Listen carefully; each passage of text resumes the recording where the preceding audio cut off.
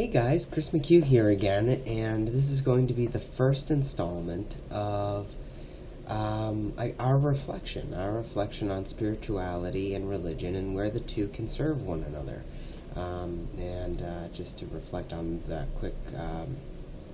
quickly, spirituality being the idea of overcoming the false self or the egoic sense of self, the self-serving one, as opposed to serving others as the self, an extension of the self, and that is, there's no limits to what that means. That means treating everything beneficently, at least coming from that, if it's within you.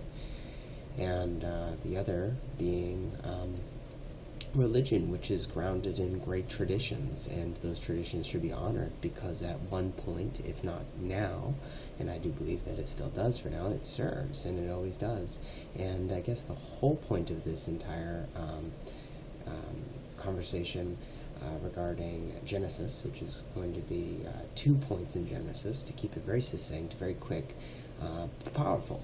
And the 2 points that I'm going to discuss today, to really touch on this concept, are the fruit in the Garden of Eden and the snake.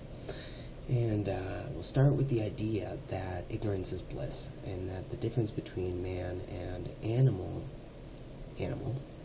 is that animal enjoys the bliss of life without having to know right from wrong, judgments, anything separate from being in it.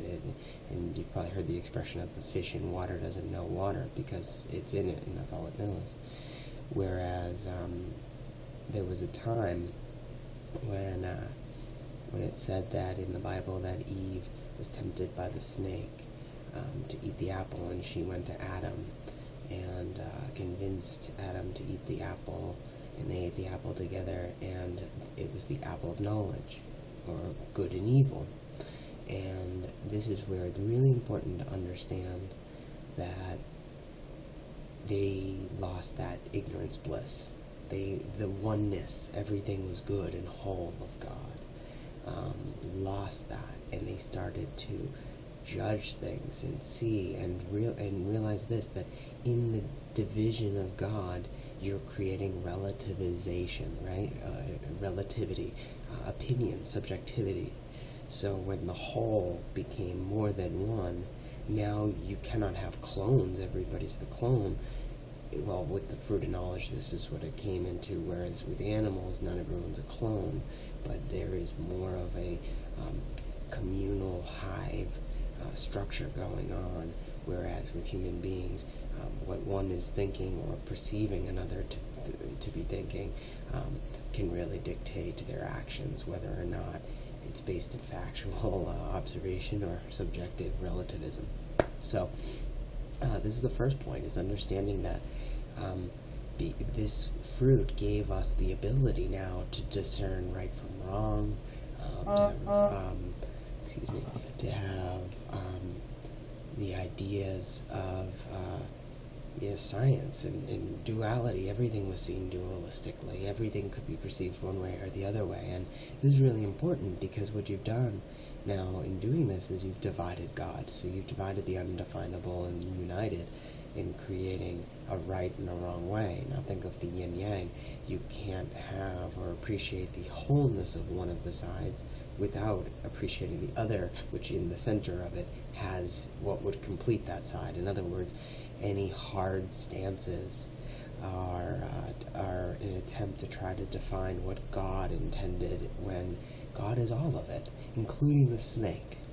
Now, I want to thank my bros on YouTube at the Bible Project, because they've got a great bunch of videos over there if you haven't checked it out, and I use them as a reference and other videos to really help me kind of get a backdrop for where all this is coming from. And one of the things they mention is the idea of the heel coming down on the snake, and this is where it's a metaphor for the heel coming down to kill the snake is what causes the heel to be bitten by the snake, in a sense where when you create duality and then turn against anything, you're turning against yourself. And it's that karma that plays out there from there. And in this case, since we're in the realm of the Bible, you would say that that would be known as the sin or righteousness, sin or faith, to go against, which is what sin means, or darkness, and to go with. But these, again, are dualistic terms, which are not getting us to bliss again, or wholeness, which is the one we started from, and then moved into duality 2. And then, of course, we could continue to go in confusion and growing away from where our original source was, which was unity, consciousness, understanding how connected we really are at the fruit of it. And this brings me to my last point, which is that all of this concept of redemption, and that all of the things that have occurred to us in our lives have served us in our lives. And even if that means getting to the point where you're hearing this video, not to sound overly boastful to myself, but the idea is that you're opening up a space for forgiveness and loving yourself in spite of it all, that it got you to that point and it could have been no other way, and then recognizing that even in the ill that you may or may not have done, in addition to the rights that you've done, it was all right, because that karma, if you call it, or sin, whatever it was, served. It's in us as a whole. And now this brings me to my last point, that even though as a human race we've multiplied and there's many reflections of God, the truth is that at some point in all of us we share that oneness of appreciation, compassion, and we share that consciousness, which I do believe is in very manifested in obvious 3D ways, observable. Coming together and creating monuments is a very obvious one, but governments, communities, but we've largely lost this, and I think a large part of that is because we have put a dualistic approach to a relationship with God. And I think that it's right in saying that one, if you're going to say one is wrong, then that includes you, everybody. If you're going to define God, you're wrong. However, at the same time, because all the religions exist, they are of God, and therefore they are holy. Which of those two outcomes sounds good to you? And this is why, with this vein of understanding, we can look at each of these and see what they have in common. So far, just to review, we've got a situation where we're stepping outside of ourselves and we're being a witness, perhaps, to, in our lives, the duality and self that we've created based on the perception of others, allowing us to define ourselves by how rightly we've lived, although that may or may not go against our spirit, against what's in us, and that leads to repression, often depression, because the true self, the spirit within, wasn't allowed to share itself, and a false self was perpetuated in confusion. And this goes back to the fruit of good and evil, and having to take stances, whereas your stance could change any moment based upon what's in front of you, and that can only come from your spirit, which can be redeemed and loved because it comes from a place of unity. And this experience, this higher experience, can only be truly appreciated, I believe, from a person who loves themselves and understands that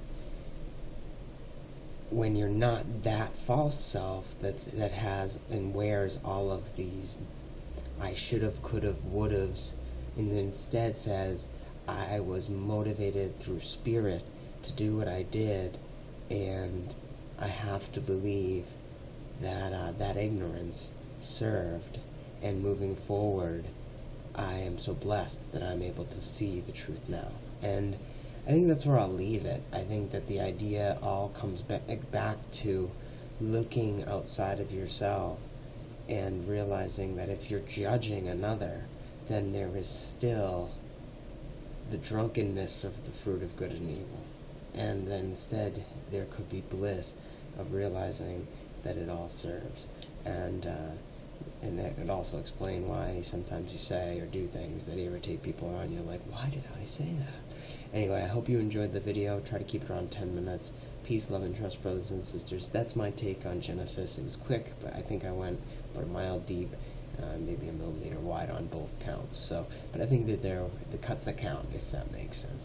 Peace, love, and trust. Namaste.